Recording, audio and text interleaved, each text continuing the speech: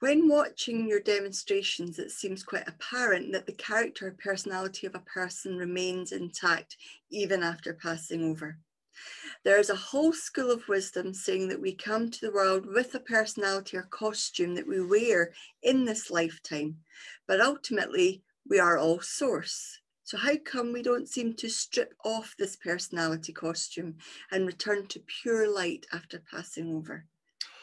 Very good question. There's many thoughts and theories out there, and I gave a very simple answer to something earlier, which was we'll only find out certain aspects when we do pass over. There's only going to be some answers that we will only find when we get there.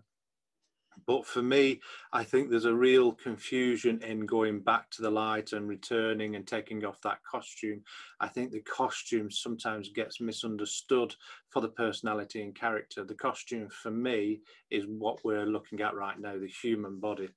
Personality and character is the vital essence of who we are. That can never change. Like we said in the reincarnation question, it'd be a lovely thought that we reincarnated, but we know that the spirit, from what we know of the spirit world, nobody has, from my knowledge anyway. There's many thoughts and theories, but when we have communication, what you should see in every communication, so I presume 99% you should get this, is that the personality and character and essence of them, otherwise we wouldn't recognize them.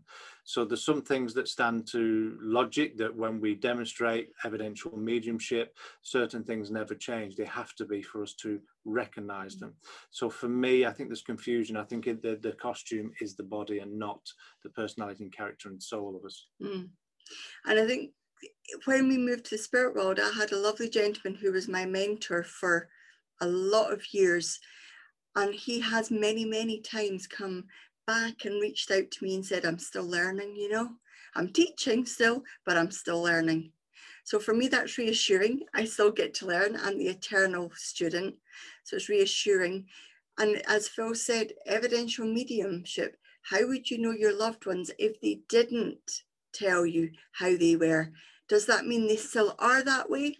I agree with Phil, we'll never know till we're there. But they would not be recognized. If your mother was, I don't know, a self-indulgent, narcissistic, beautiful soul. Oh, and you met her. And she's not. And she came through all love and light, you'd be saying, that ain't my mum. What's the point in evidential mediumship if we can't be recognized?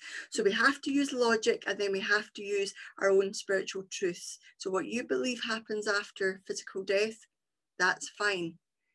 But we need to look at the different options here. I think love and light, maybe going back to the source, maybe that's a journey in itself that lasts, I don't know how many lifetimes or how many years, don't know.